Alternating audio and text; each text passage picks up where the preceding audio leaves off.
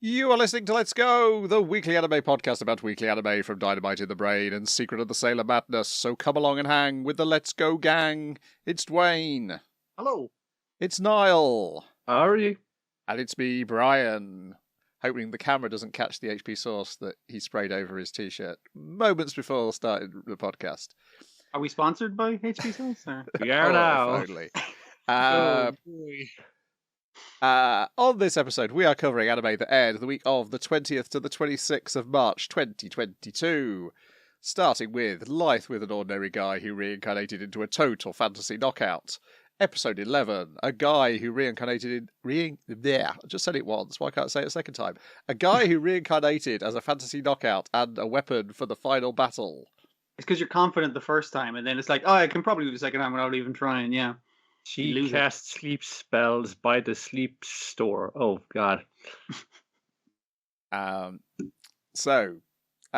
Headmaid is happy in... her plan is going swimmingly. She has supercharged Tachibana's charm power so that she'll be able to hypnotize masses of men into doing her will and will overthrow the king.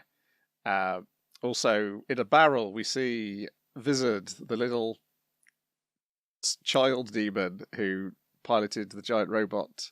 Was it Vizard the incomparably skilled or something like that? That's it, yes. Yeah. She's hiding in a barrel and eating cake. And then a guard comes in and she has to quickly hide the demon in the barrel, saying that their army there's reports that the army has left the front line and can now be seen ploughing naked in the field. So, yeah, you were right. The headbands were enchanted to increase the charm effects, but also they're really comfortable with being nude now. What kind of ploughing naked are we talking about here? Not the sexual kind. Not that sort of show. I guess some people might be into it though. Yeah, I could see that. But yeah, it's like when you steal an NPC's clothes in Skyrim and they just don't put any back on. That kind of thing. They just go about that. Yes, because it turns out Schwartz's sword can remove mind control, and so because they've been mind controlled for 2 days, they can't remember anything they were doing during those 2 days. So they just returned to work naked. Well, they just assumed that there was a reason they were naked, and just. So we should probably continue. Yes. Yeah. What's a bit of bird? So this problem, Headmaid immediately abandons that plan and decides to destroy the kingdom with a giant robot. Yeah. Classic staple of fantasy, the giant robot.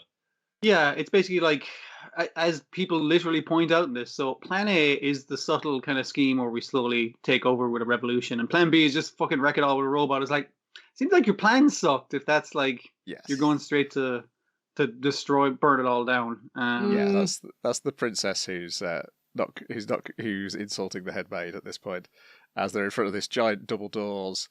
And it turns out the princess also has the similar symbol of the love goddess on her, and that is required to open these double doors and activate. So apparently the royal family also have the symbol. Yes. So obviously if you have 2 members of the royal family, you can open up the lock on both the doors, but they have one and someone with the crest. So that's basically the same thing. Yes, that allows them to activate Mephon, the guardian of the kingdom, which turns out to be a giant robot version of the bunny guardian deity that they killed in episode 1. So it's like technology based. It's like, we need to make our own guardian deity, but we'll make it out of magic technology. And they made like a cute bunny rabbit thing, and it is a cute giant robot, but its face also opens up in a terrifying way to shoot lasers. Exactly the same as a guardian deity. Yeah. Yes. Then they immediately knock the princess out, and they're going to use Tachibana as the power supply, and Vizard is going to drive the giant robot. Then cut back to the castle where they see this giant robot on the horizon, and they're like, "Oh!" But then we get the explanation of the that it's the guardian deity, and Jinjuji's like, "It seems awfully familiar," and then he flashes back to episode 1 when he killed such a thing before. But yeah, it can't mean any harm. It's supposed to protect us, and then it fires a beam which narrowly misses them all. And then Jinjuji goes into this stirring speech about protecting the kingdom and defeating this robot, and to get Schwartz on board with helping. And then as soon as Schwartz is on board, he's like, "Okay, go get it then." And he's like, "What?" Yeah, it's basically like, we need to stand up for right no matter what. And he's like, Schwartz is like, yeah, you're right, we do. It's like, yeah, have at it, man. Cut that laser. I'm pretty sure you can cut anything, so let's give it a lash. Like, what's the worst we could lose? We're gonna get shot at anyway. So Yeah, and he's like, "I can't do anything because I'm so far away. I don't know where Tachibana is. I'm only powerful when Tachibana's nearby. So what am I supposed to do? It's all up to you, guy." And he does split it, and then Vizard. Then they start talking about how they split it, but Vizard can hear them and starts doing this long speech, which gives away all of the bad guys' plans. When the other one's complaining to her on the maid is complaining to Vizard on the radio, Vizard's like, no, I was engaging them in banter to lower their defenses. Oh no, so they won't figure out the problem with this giant robot is it takes so long for the weapons to recharge. So that's why I was engaging them in banter to hide the facts. And of course, Jinjuji has figured it out entirely. That's why they were engaging in banter. Okay, we just use that as their timer. Next time they shoot a shot, we leg it to the robot and beat the shit out of it. That's the plan. Yes. You gotta take a finger off the button, sir. Oh, son of a bit. Yeah, basically, it's basically projecting sound with a loudspeaker, but somehow it has like a directional microphone that can hear them as if they're not standing hundreds of feet apart. Yeah. Yeah. And then we go to the eye catch, and then we're into a Tachibana flashback, which is like it's all the bottled up feelings that Tachibana's got of inferiority compared to Jinjuji. Which then allows Tachibana, by sheer force of will, to take over the giant rabbit and chuck Vizard into an abyss of darkness where she can't control it. And of course, our heroes outside think, "Oh, this is great," but no.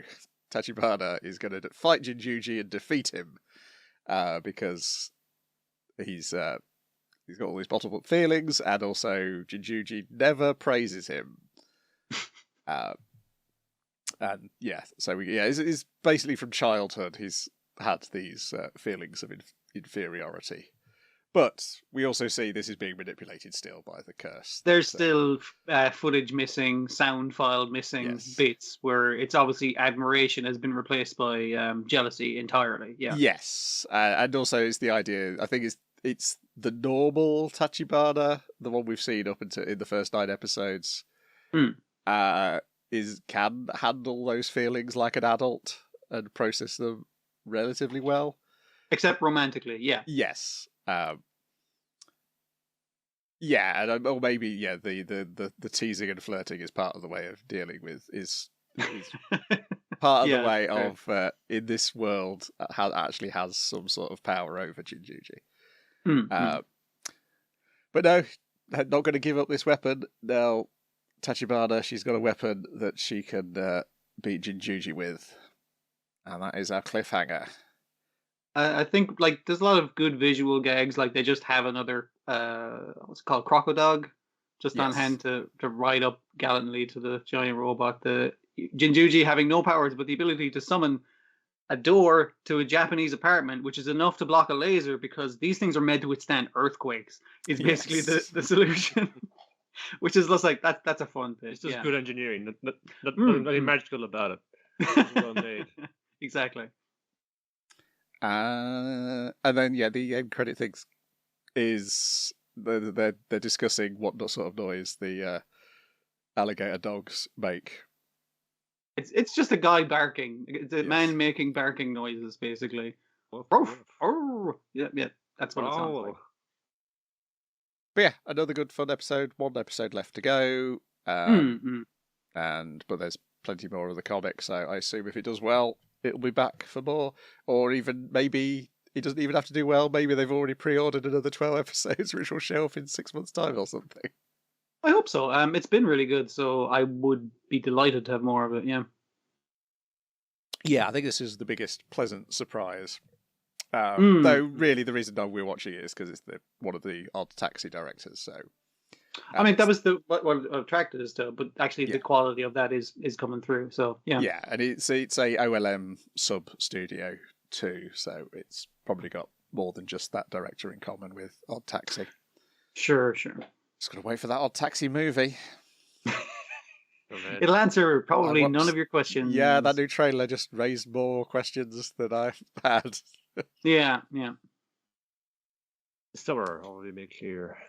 Then we've got Ninjala, episode 11, Mission Survival, in which our kids are split into 2 groups of 4, dropped in the middle of nowhere, and they have to orienteer themselves back to school. It's like the Duke of Edinburgh award scheme, but for ninjas. They're divided into Team Coyote and Team Puma, was it? Panther? It just Something like sounds that. cool that way. Yeah. The male teacher who keeps making terrible puns that I'm not really getting why the kids are cringing so hard, because I didn't really translate this pun very well. It insists, it's like, no, you guys are Team Coyote. It's real cool. You have to go with that. Yeah, the space like in like an awkward way though. That you got Nina and she has 2 boys and Lucy, so it has here's like the one adult like mind for the 3 kids, and then other way around. It's just what I'm saying.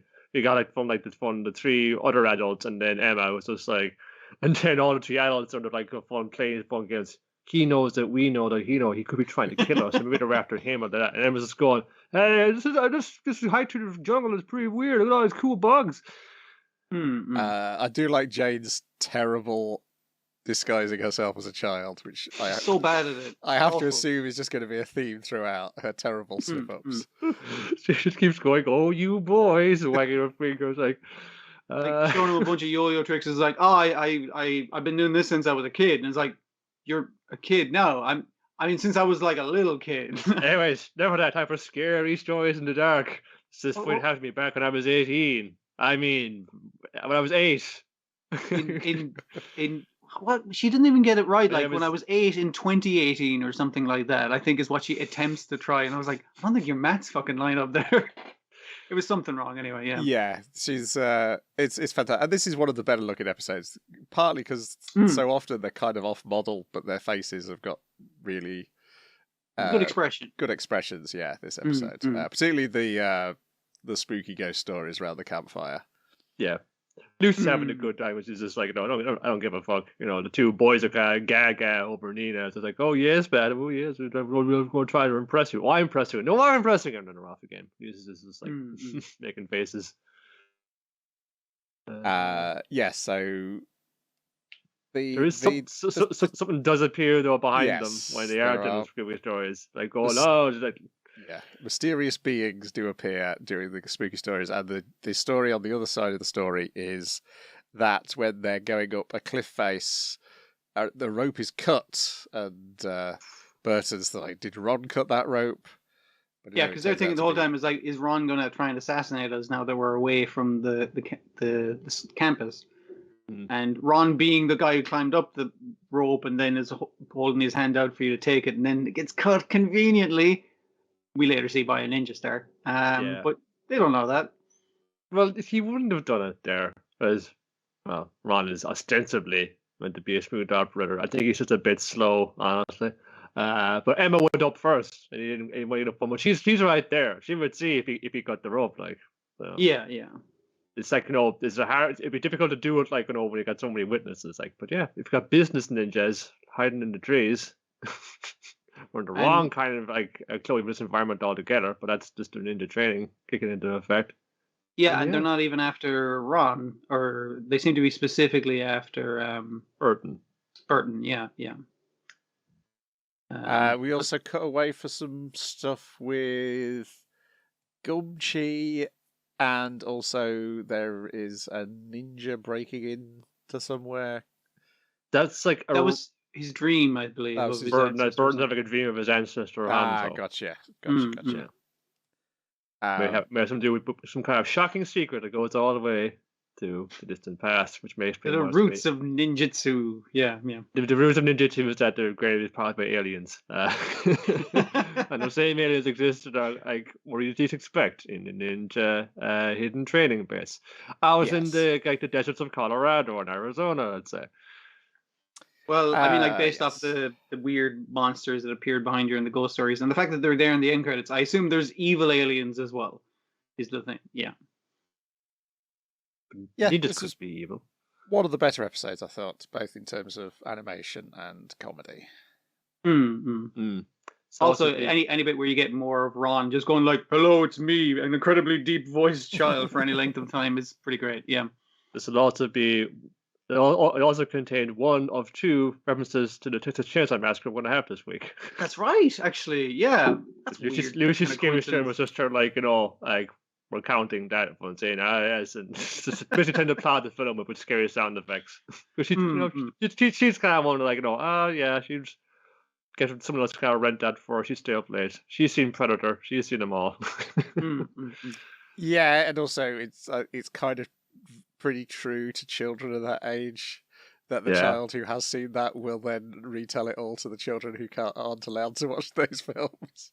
Oh, you think when I was a kid, like the one kid who'd seen Gremlins wasn't gonna fucking tell everyone else? No, that's definitely the case. Yeah. Yeah, puts them into the food processor. It's fucking gross. Yeah. Yeah. Then we've got Ranking of Kings, episode 23, The King and the Sun.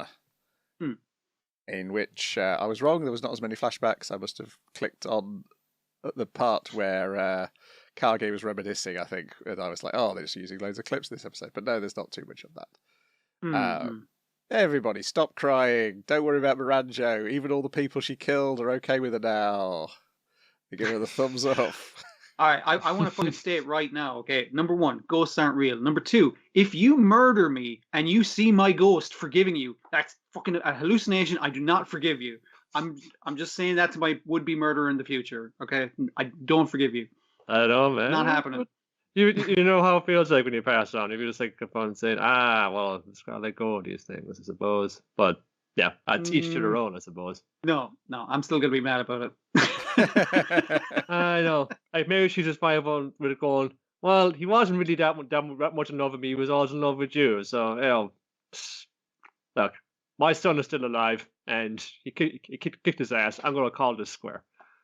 Yeah, the way I think the thing between Boss and Miranjo is supposed to be presented as like father and adopted daughter, and the people going like, "Wait a minute, isn't she like way older than Daida?" And it's just like, this is royalty. So he's marrying his like step sister, I guess.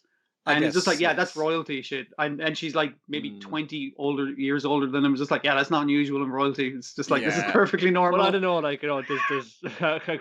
there's time spent as like in case in a magic mirror account. Is that? I don't know. Yeah, that's true. That might add mentally, yeah, because we're getting into like computer brains, and brain transplant kind of territory there. It's all weird.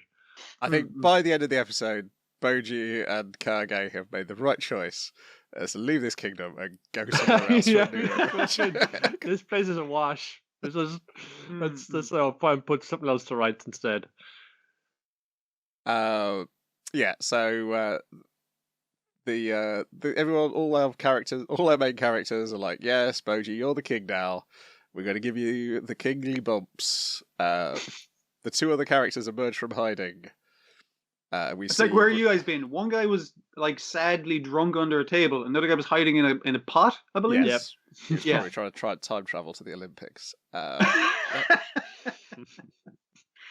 Maybe next time. Yeah, well, next time we might be talking about somebody using a bath to time travel, depending on how much stuff there is to watch next week. Yep. Hey, it's almost like she's got a running theme. And so Boji has to take up his role as king, and Kage's like, well, there he is, there's my buddy, he's the king now. Obviously there's no place for a rogue like me to hang around the palace, so I'm going to make an honest life of myself. I'm going to go get a job. Surely someone will hire a monster. It's all right. Stay positive. Stay positive. Tomorrow is another day. Stay positive. Stay positive. Don't lose it all to the feelings. Also, at some point, Kingbo is led to the location of Oaken by a snake, and then splits open the rock, pulls out Oaken. Oaken reassembles himself. Kingbo chops off his head, Hook gives it a. Is it a kick or a throw that he gives it? I think he lobs He it lobs into it. a lake. Lobs it, yes. And he chops the blood so that it can't reform Yes. immediately. And then it gets eaten by a giant catfish. Yes. Honestly, good solution, King Bull. I was going to say, where were you many episodes earlier? Well, he got stabbed the fuck Oh, up. it's true. wasn't He was in a shallow grave where the snakes had put him. There's like a legend like that. I think it's in Russian folklore. There's that dude, I've forgotten his name. It's like immortal. Like he's like something the immortal. He's a fucking villain in Hellboy the comics as well. Yeah. And it's something like his actual soul or thing is like it's inside a rat that was eaten by a cat that was eaten by a fucking bear or something like that. So you got like no fucking like get in the middle of all this once you can't kill him. So that's again another disappointment for the lads in saving their gone evil immortal brother. So yeah. Well, the thing about him being immortal is that, well, time is on your side with that. I guess that's true. We technically have infinite time to turn him back. I mean, like as long as we are alive, I suppose. And also, his body seems to be able to sense where the head is because it starts. It's slowly crawling towards the lake. Yeah. I mean, they can probably still tie him up. Then we can lock up his body, right? But yeah, it's interesting that the snake led him because the snake, like towards the end of the episode, leads Boji to Kage. Once they realise, oh yeah, Boji's not enjoying being the king. He misses his pal, his son. So much paperwork. Oh my god! Mm-hmm. I thought it was going to be like fighting dragons and fucking and banquets and shit. This is actually boring. very little sword fighting in being a king. Yeah, surprising. This isn't what I trained for. Mm-hmm. It's like you just gotta like cut through the red tape of bureaucracy. And so Hilling gives him a talk, and they see him off. They say, "Yeah, go find your son. You're not happy here. You got to find your buddy, Kage." You're my boy. I thought she was going to say something along the lines of, "A king's job is to keep everyone in the kingdom happy." That includes you, right? If you're depressed doing this, that's not going to do any good. But it was more so like, nah, go on and have adventures with your fucking friend. Which Kage isn't doing well, obviously, because no one will hire a shadow monster. Trying to convince himself he's doing great, though. That's the tragedy of it. Stay positive. Stay positive. He wants to be a good boy so hard, but if he teams up with Boji, maybe they can make their own kingdom, like his dear old kind of morally compromised dad. Yes. Well, it's kind of showing like you got like you got the adventuring urge. You just gotta kind of see it out to its natural finish. You don't find like how will happen with your dad, where some feelings got like misplaced and they got misunderstood, and they thought like, I want to go adventure so much, I want to do it from beyond the grave. So please do that. That's something I definitely want. Yeah, there's some good animation in this last episode. And it's a nice little ending to send you off, and I don't know how much there is with the rest. I know there's some stuff with Desha in the second part, but I think he's the only other character I've seen from the first part in the second part. And the representative of the ranking. Oh yeah, he's recurring. Sure, yeah.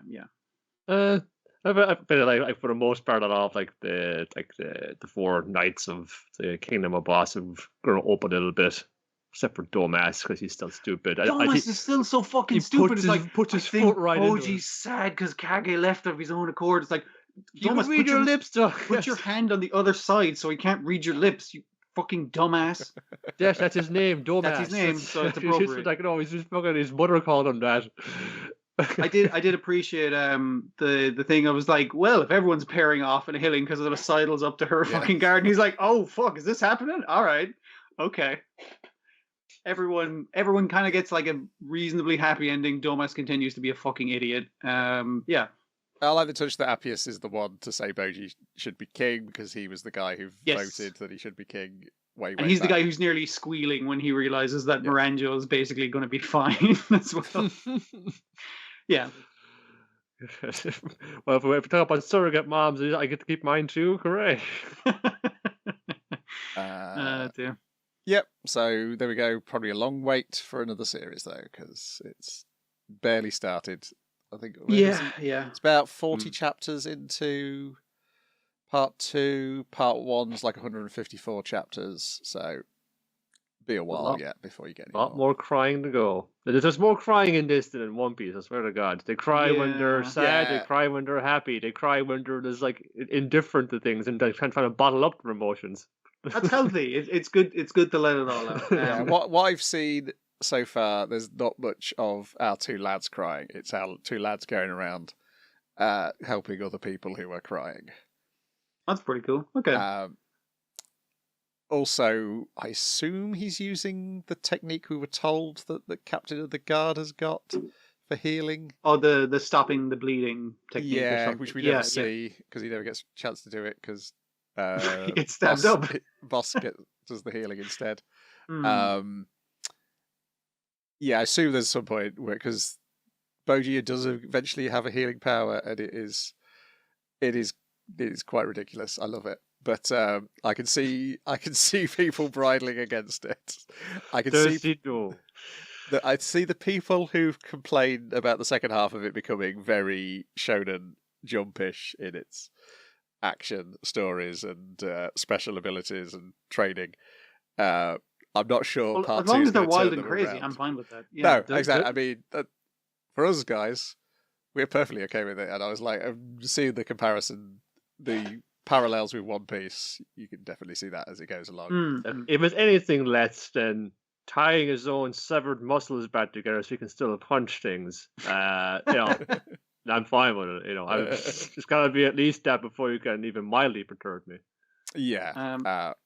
I mean, the show itself had like a lot of high and low points, but I think overall pretty good, and definitely would like to see more. Yeah.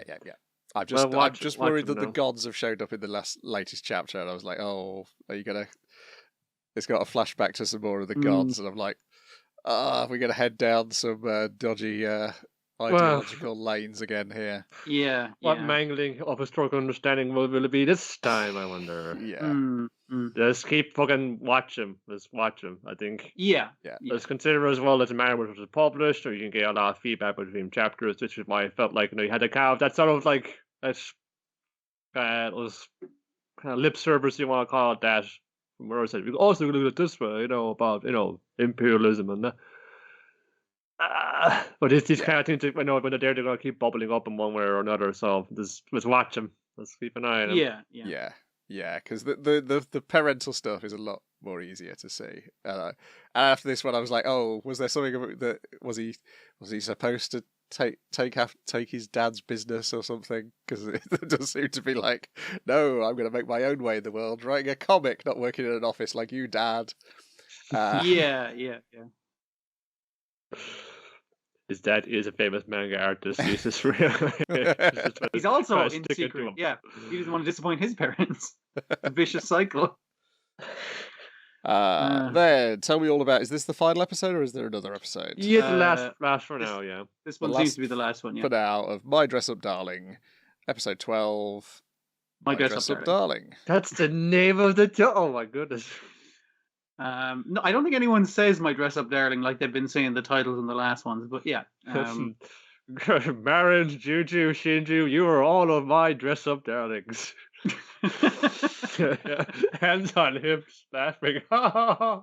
No. Fade the black credits. It's just like, summer's over, summer holidays, or I was like, go back to school. So you gotta worry about fucking bitching about fucking homework and things. Like, we gotta get our fucking homework done. So I did appreciate the way she like texts him in the middle of the night. It's like, help me, and it's like, oh my god, are you in trouble? It's like, yeah, I haven't done the maths. Can you help me out?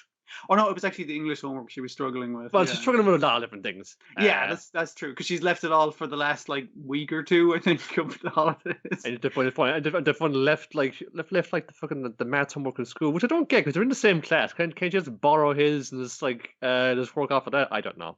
Yeah, I mean, maybe it's specific to the person, so you can't copy notes over the summer or something. Yeah. Anyways, need an excuse to break into the pool, break into the school, but and also goes away. While we're here, why not fucking just mess around with the pool? Whoops, I fell in.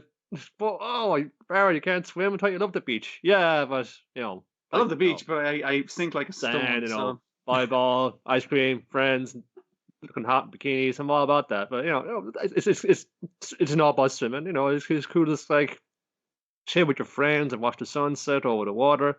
And it becomes a metaphor for cosplay and stuff, where it's like I love the ocean, I love the things, the way it looks, I love what it represents to me, but I can't swim for shit. It's not something I can actually achieve, but it is something I can appreciate and enjoy and that kind of thing. And it's just like, yeah, okay, we get that. That's what kind of the show has been about. It's just sort of some things here aren't like, this isn't the fucking like the fucking criteria you must meet to enjoy the game. I say, no, it was like within this, there's wheels within wheels. There's other ways to get into it. And say, yeah, man, that's pretty deep. We're just kind of brought into play a little bit later on. Yes. We'll go to them at the festival. They're making plans and stuff as well about that comes later, actually. No, it was just go meeting up on end of summer, like fucking missing festivals.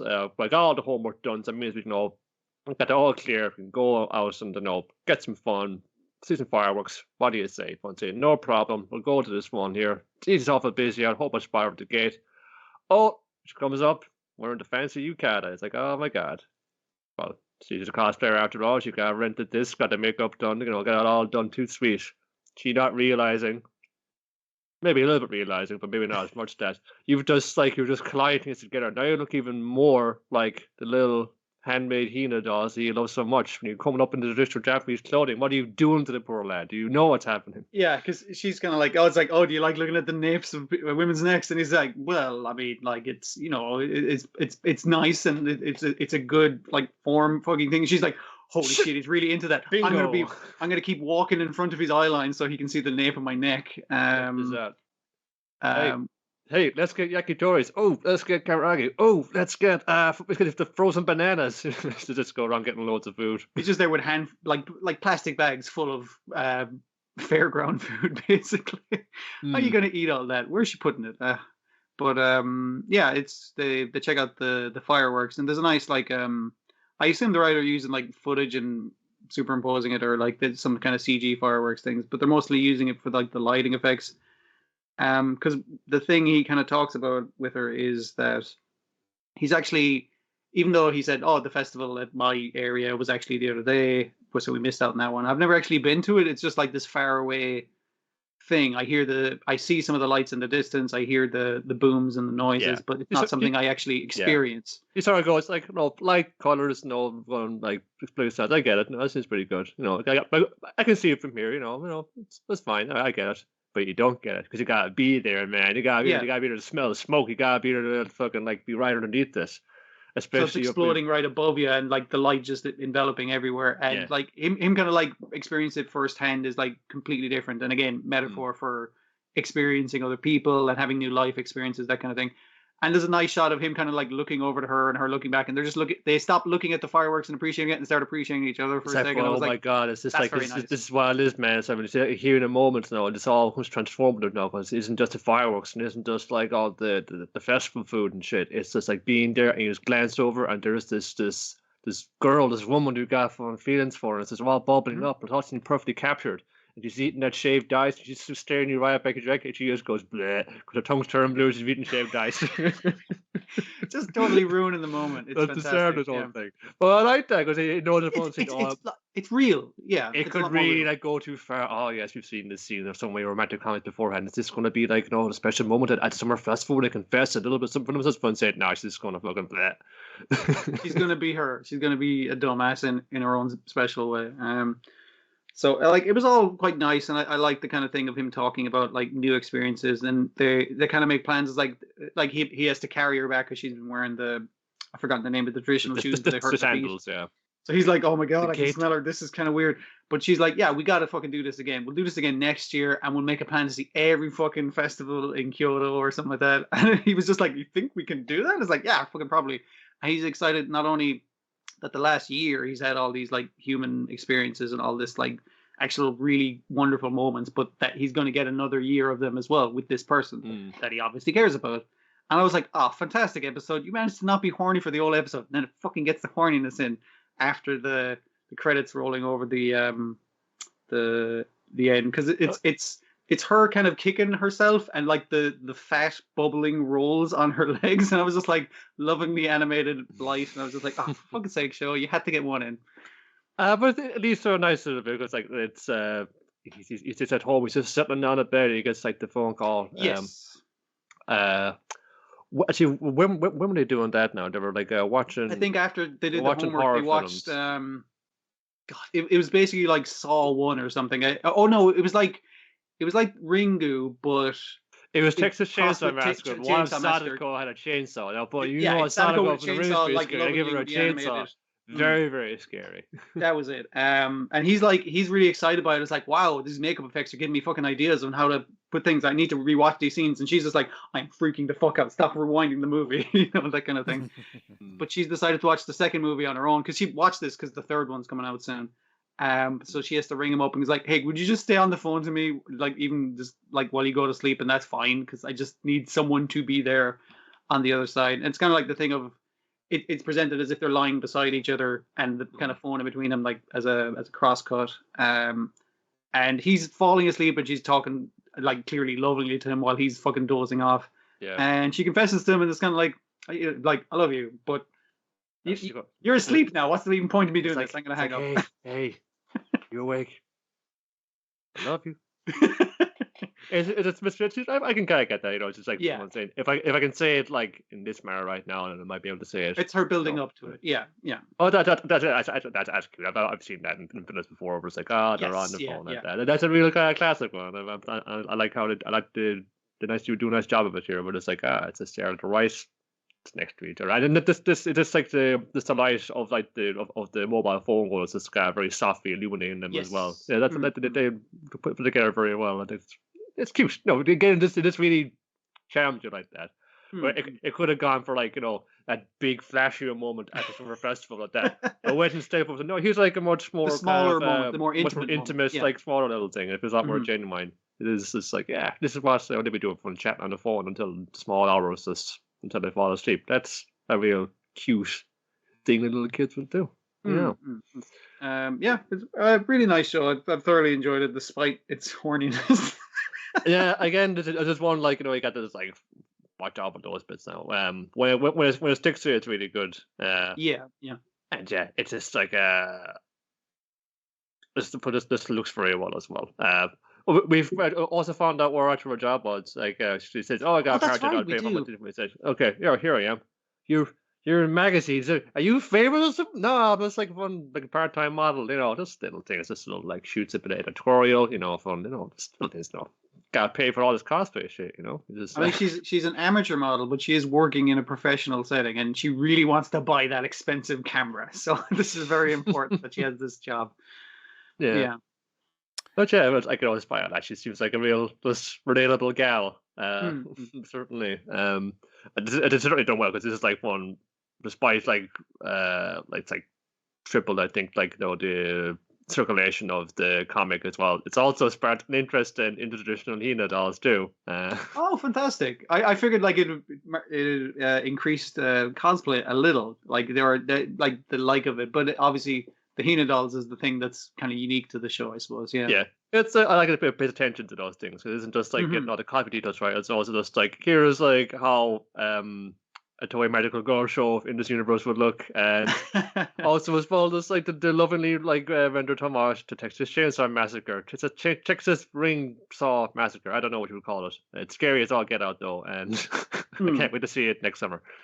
Yeah, but despite the horniness and because of like a lot of the kind of cute, like normal human interaction, kind of romantic moments, one of the things the show really gets right is those realistic depictions of stuff. Like it has a different style for a horror movie than it does for an in-universe cartoon. In the cartoon, physical motion is just absolutely wonderful. I figure some of it has to be like rotoscoped, or at least like really lovingly put together of like proper like weight and movement and how people carry themselves. It's just it's a gorgeous show. Or it's like when watching, like, you know how their own hands move, or but it's done with such like loving detail. I really appreciate it for that. Then finally we've got Lupin the Third, Part 6, Episode 24. What Crooks Love? What do Crooks love? Matricide. That's what Crooks love. I don't know why. It always sounds like the ad copy for a brand of dog food. It's what Crooks love. I don't know why. Just a picture of like a Lupin on the can of tuna with his tongue sticking out. No, it is in fact the kind of bond you get through 50 years of animated crime.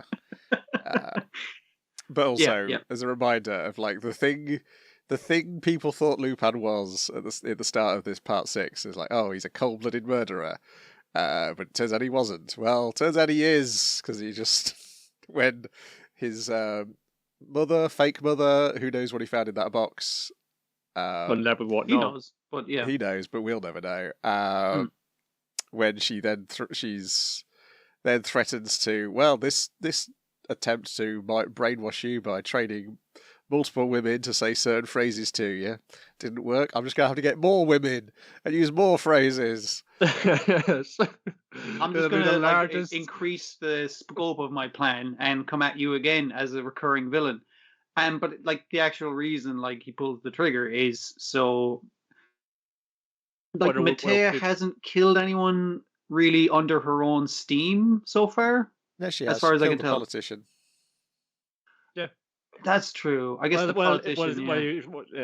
She didn't know she'd come up by then. Yeah. I was trying to think. Was that done under orders, or was that? And also, we see in the flashback, Tomoe found her murdering somebody, possibly somebody trying to rape her and mug her. But yeah. That seems to be the implication, that she was defending herself, but like she's lent into those things. But yeah, the idea behind it being that is like Lupin didn't want her to stain her hands with this, because like this revenge isn't going. I think that's what he was going for. I think so. But yeah, well, at the same time, he also did like do it for himself as well. I'm not saying there wasn't other motives there. Yeah. Well, it's he's having this thing like, oh, Lupin loves the ladies. He's had that turned against him, and he can't stand the fact that these women have all been fucking probably just manipulated for some of them for their entire lives to fulfill this gear in this like grand machination. If I'm saying that's fucked up, lady. I don't care what your reasons are, or if you're real my weird mother or not. Yeah, it's the idea that she would threaten more women as well. It's like Lupin's just like, nope, that's not going to happen. Yeah, no mother of mine would do something like that. But we start the episode with obviously where we left off the last thing. Lupin bleeding out from a gunshot wound, going like, "You cannot defeat me. I am more powerful now because I'm really good at dodging your knife." But then the rest of the gang show up, and they basically trick his mother, inverted commas, into revealing, is just like, oh, where's this proof then? It's like, it's in the safe, but Lupin doesn't need that because he believes me, and it's like, okay, well, I guess that's just like more proof that you're lying, because that's the thing that someone who's like, oh, you don't need to see the proof. Can you just trust me on my word? No, just speaking as a mother.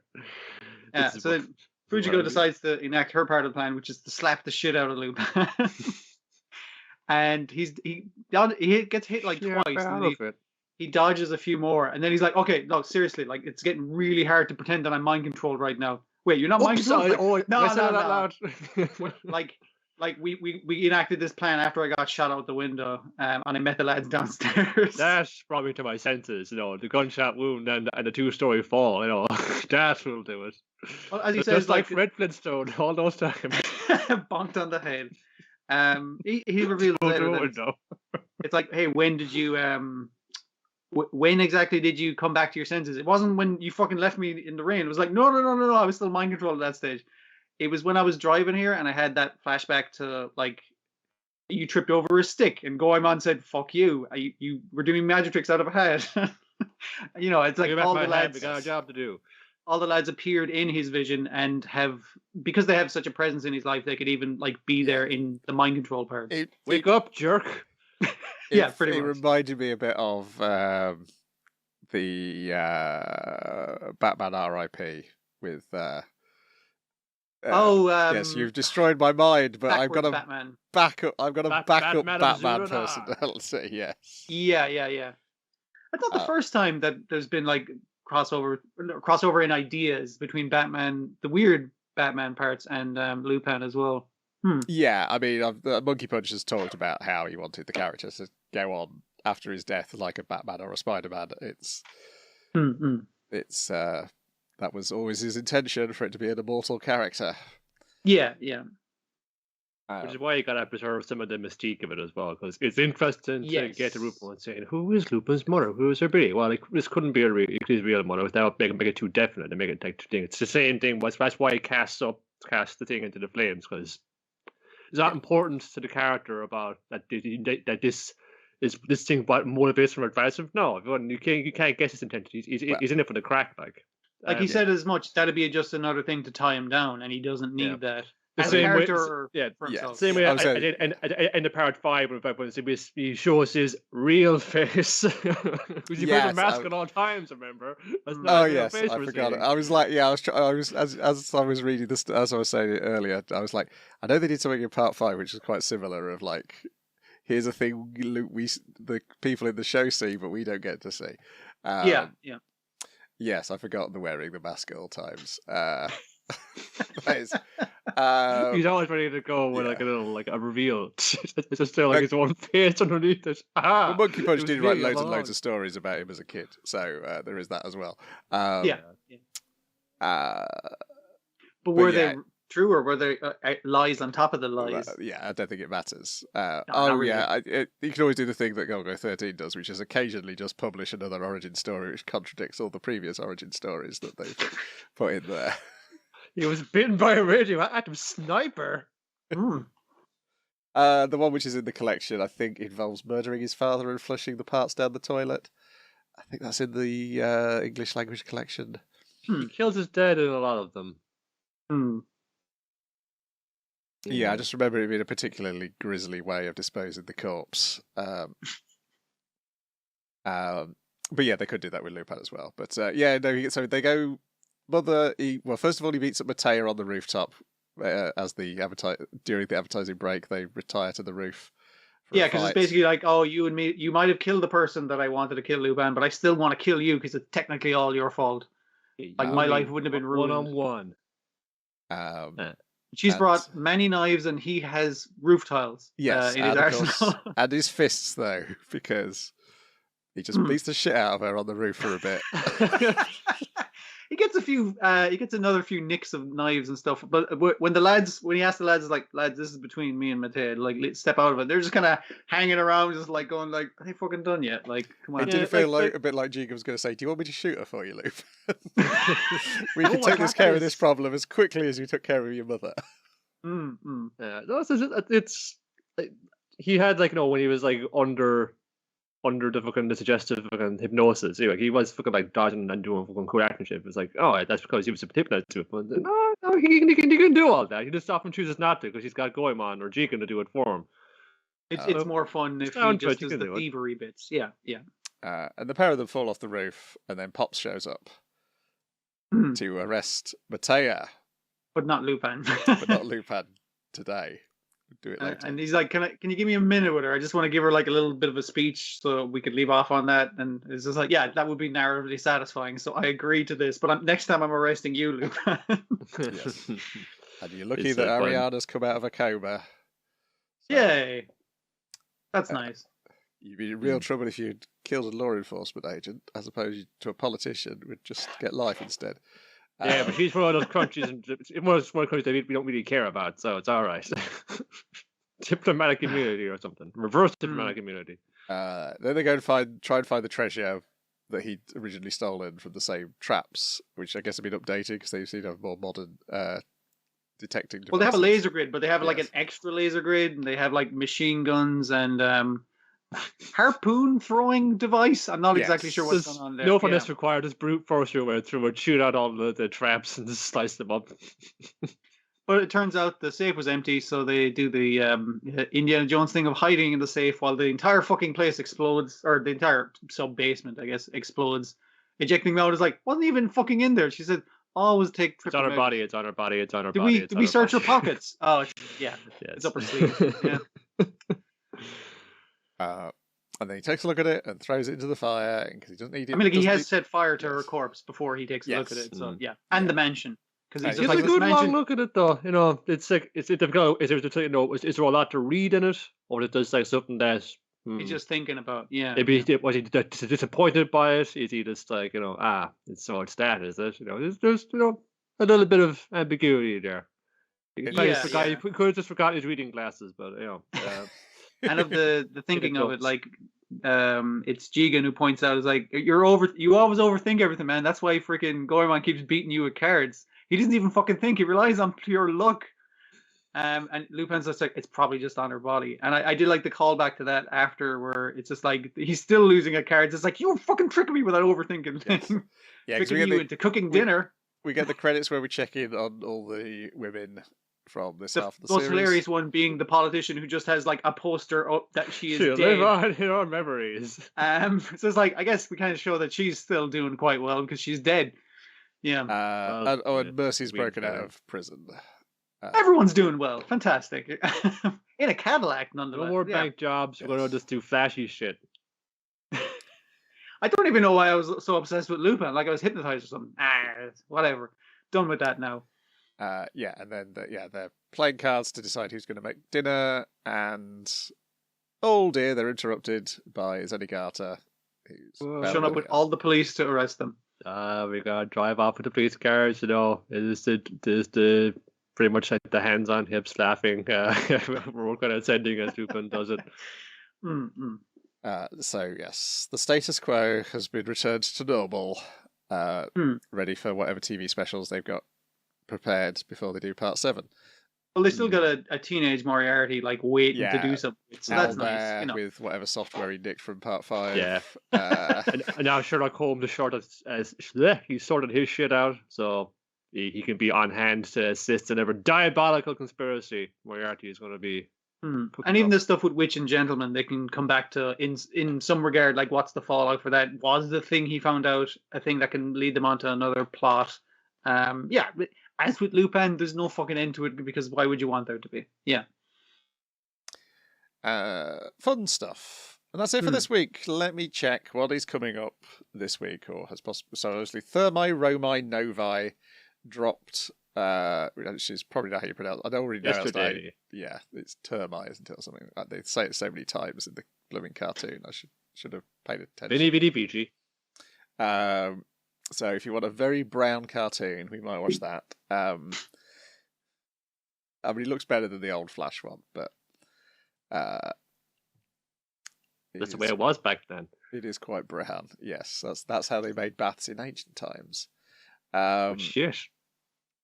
Then it does feel a bit like you're in the gift center at Hadrian's Wall sometimes as well.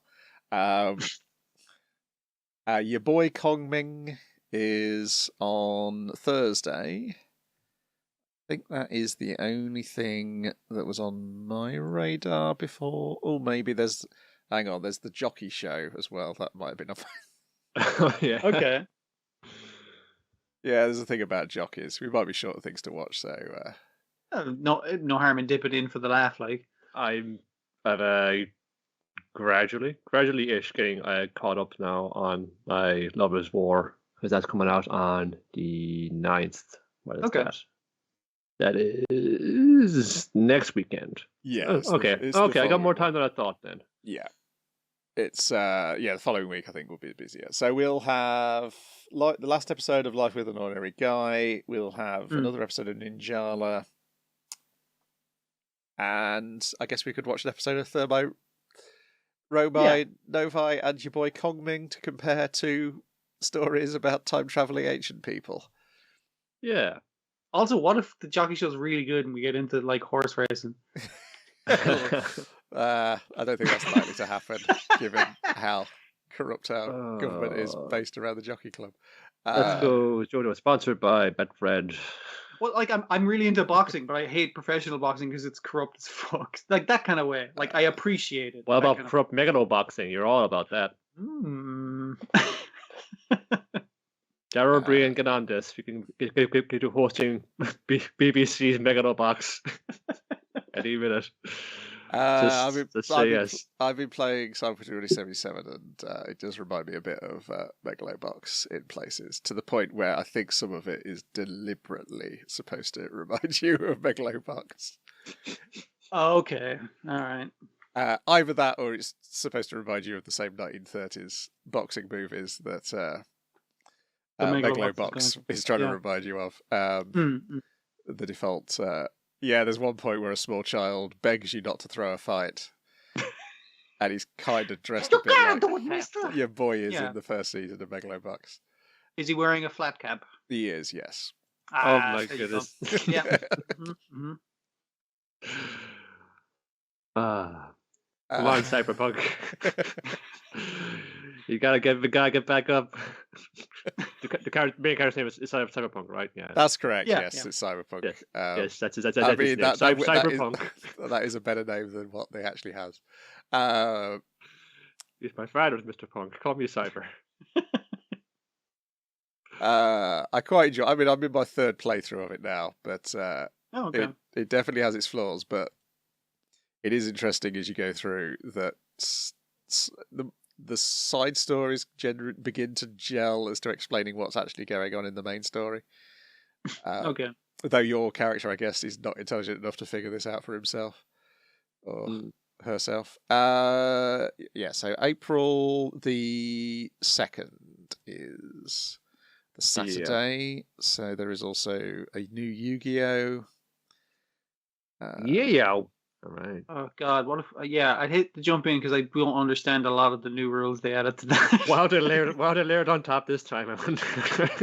Yu-Gi-Oh! Go Rush, it's called. It will take place in the birthplace of Rush Duel, Mutsuba-cho. Oh, you're pushing that format now, yeah. Siblings Yuhi and Yuama run UTS, a group that gets rid of troublesome aliens. One day they find a spaceship, and inside they find Udias, an alien from the planet Belgar. Udias has come to Earth to search for the Rush Duel, to hopefully lead him and his friends, who have been chased out of their star system, into a new future. However, Udias himself knows nothing about Rush Duel. Yuhi then challenges Udias to a duel. So I guess we'll teach him all about it. I guess it's going to be some sort of immigration metaphor, maybe. I don't know. But with aliens, I thought it was about playing cards. And playing cards, yes. like Yu-Gi-Oh! Go Fishes was right there, lads. You didn't go for that, no. Yeah. You could have said it in Atlantis, yeah. Yeah. Oh, well. Yeah, you've also got the following day. You've got a new series of Duel Masters, but unfortunately, nobody ever translates that. And I would love to watch it because it seems that current run of Duel Masters seems totally bonkers, and I would love it. Shadowverse Flame as well. You're spoilt for CCG cartoons this spring. There's a badminton show on April the 2nd as well, rather. Another Love Live. Another season of Science Fell in Love, So I Tried to Prove It, which I think I watched a little bit of it and enjoyed. I can't remember why I stopped watching it. I think it might have been just too many things at the time. I think you might be right, yeah. But yeah, I think the time traveling things are probably our best bet. Yeah. At some stage, Dragon Quest is going to return as well. When they get but ship righted. Have they said the dates yet for that? You're like Missy now. So you're going to miss 3 weeks out. So this weekend will be the second week of that, so maybe another week to go. Yeah. Dragon Quest Die. I think we've missed 2 episodes so far. Yeah, we've missed 2, so there'll be a third week we'd miss if they're taking 3 weeks off until they sort out that whole hack fucking problem. Righty-ho, that is it for now. So let us hit the end stream button and stop streaming. Goodbye, listener. Goodbye, shut viewer. off. We'll be back Wednesday, I assume. Wednesday. Yes.